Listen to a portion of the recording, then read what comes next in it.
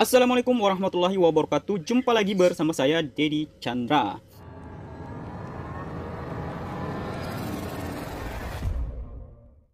Oke teman-teman, di video kali ini kita akan membahas seputar CPNS lagi. Mengingat pendaftaran CPNS sudah dibuka di tanggal 30 Juni 2021 kemarin.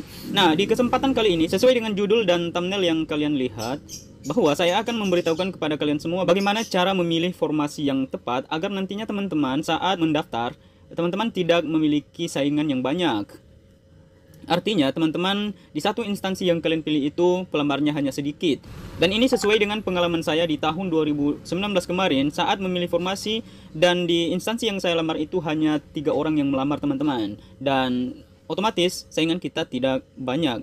Dan artinya besar peluang kita untuk menjadi ASN di tahun 2021 ini. Sebelum lanjut, seperti biasa teman-teman berikan dukunganmu di channel ini dengan cara klik tombol subscribe dan juga share kepada teman-teman kalian semua agar mereka mendapat juga informasi dari channel ini. Nah, sebelum kita pembahasan cara memilih formasi yang tepat, terlebih dahulu kita harus mengetahui apa saja berkas-berkas yang perlu kita persiapkan saat melakukan pendaftaran nantinya agar kita tidak kewalahan dan mendapatkan kesulitan saat melakukan pendaftaran. Nah, sebenarnya tentang persyaratan ataupun berkas-berkas yang perlu disiapkan saat pendaftaran ini sudah dilampirkan pada pengumuman masing-masing kabupaten, teman-teman. Contohnya di sini kita akan melihat di daerah saya, Kabupaten Nias Utara, tentang pengumuman kebutuhan pegawai aparatur sipil negara di lingkungan pemerintah Kabupaten Nias Utara. Kita akan melihat apa saja berkas yang perlu kita siapkan ya, teman-teman. Kita scroll ke bawah.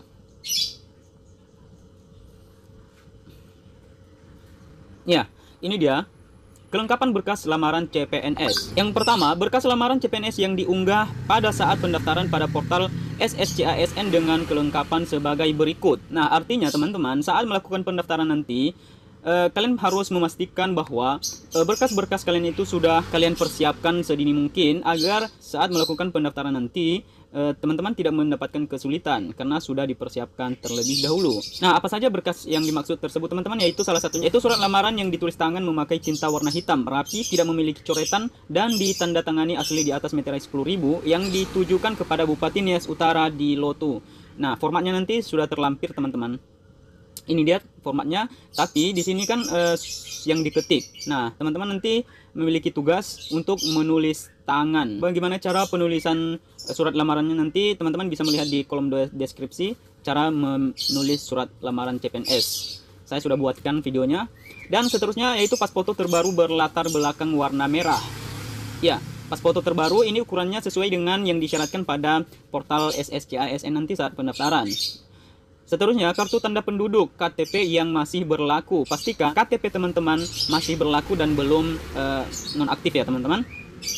Seterusnya, ijazah sesuai dengan kualifikasi pendidikan yang dilamar. Seterusnya, transkrip nilai akademik sesuai dengan kualifikasi pendidikan yang dilamar. Oke, transkrip nilai juga ini teman-teman di-scan. Biasanya ijazah dan transkrip nilai itu disatukan dalam satu file PDF ya teman-teman. Dan ukurannya nanti sudah disyaratkan pada portal SSCASN juga. Oke. Yang bagian F, surat tanda registrasi bukan intersip bagi tenaga kesehatan sesuai jabatan yang dilamar dan masih berlaku pada saat pelamaran dibuktikan dengan tanggal masa berlaku yang ditulis pada surat tanda registrasi atau STR. Ini juga kalian scan, yaitu STR bagi tenaga kesehatan. Seterusnya teman-teman, surat pernyataan format terlampir. Ya, ini dia format surat pernyataan yang disyaratkan dari Kabupaten Nias Utara. Kalian bisa melihat di sini. Yaitu tidak pernah dipidana dengan pidana penjara, tidak pernah diberhentikan dengan hormat, tidak berkedudukan sebagai calon PNS, tidak menjadi anggota atau pengurus partai politik, bersedia ditempatkan di seluruh wilayah negara Kesatuan Republik Indonesia, dan surat pernyataan yang menyatakan bersedia mengabdi pada pemerintah Kabupaten Nias Utara dan tidak mengajukan pindah dengan alasan apapun paling singkat 10 tahun teman-teman. Jadi di sini nanti kalian harus memilih formasi yang tepat. Nanti kalian tidak bisa pindah selama 10 tahun teman-teman. Seterusnya, surat pernyataan mutlak yang menyatakan bahwa segala dokumen yang diunggah sebagai persyaratan seleksi calon pegawai aparatur sipil negara tahun 2021 adalah dokumen asli yang sah dan dapat dibuktikan kebenarannya. Nah, ini surat pernyataannya teman-teman. Kalian tidak boleh memberikan dokumen-dokumen yang palsu ya. Nanti akan bermasalah saat kalian dinyatakan lulus. Bisa-bisa kalian tidak lulus teman-teman. Bagian H, khusus bagi pelamar yang merupakan anggota atau pengurus partai politik harus mengunggah surat pengunduran diri sebagai anggota atau pengurus partai politik yang ditandatangani di atas meterai 10.000, surat keputusan pemberhentian sebagai anggota atau pengurus partai politik yang dikeluarkan oleh partai politik. Ini teman-teman yang terlibat pada kepengurusan partai politik. Oke, seterusnya bagian I, sertifikat akreditasi perguruan tinggi dan program studi khusus bagi pelamar formasi cum laude. Ini sertifikat akreditasi perguruan tinggi dan program studi hanya dikhususkan pada pelamar formasi cum laude ataupun lulusan terbaik dari universitasnya. Biasanya teman-teman di tahun lalu sertifikat akreditasi ini berlaku untuk semua pelamar, namun tahun ini mungkin saja dibedakan, hanya berlaku pada teman-teman yang lulusan terbaik. Seterusnya, surat keterangan resmi yang berlaku dari dokter rumah sakit, pemerintah atau puskesmas yang menerangkan jenis dan derajat kedisabilitasan pelamar dengan kriteria disabilitas fisik. Nah, ini berlaku untuk teman-teman yang menyandang disabilitas ya teman-teman. Untuk seterusnya, hasil print out data mahasiswa yang menunjukkan bahwa program studi dan perguruan tinggi terdaftar di pangkalan data pendidikan tinggi PDDT digabung dengan ijazah pada saat unggah dokumen. Seterusnya, yang kedua, seluruh dokumen yang diunggah pada saat pendaftaran adalah scan dokumen yang asli, bukan fotokopi atau fotokopi legalisir sesuai dengan ukuran dan format file yang dipersyaratkan. Yang ketiga, khusus dokumen sebagaimana dimaksud, huruf G dan H digabung menjadi satu file PDF pada saat unggah dokumen. Oke, yang keempat, pelamar CPNS mengirim bekas lamaran sebanyak 1 rangkap melalui pos JNE atau JNT atau jasa pengiriman lainnya pada Badan Kepegawaian Daerah Kabupaten Nias Utara yang beralamat di jalan dan seterusnya teman-teman. Nah, itulah tadi teman-teman berkas-berkas yang perlu kita siapkan saat melakukan pendaftaran nanti di halaman sscasnbkn.go.id. Oke, sesuai dengan janji saya di awal teman-teman, di video kali ini saya akan berbagi tips dan trik untuk kalian semua pelamar CPNS maupun P3K, bagaimana cara memilih formasi yang tepat agar kita di satu instansi itu mendapatkan sedikit pelamar di instansi yang kita lamar. Nah, di sini teman-teman triknya yang sesuai dengan yang saya lakukan di tahun 2019 kemarin, yaitu saya lebih memilih untuk melamar di instansi yang formasinya sedikit. Kenapa demikian teman-teman?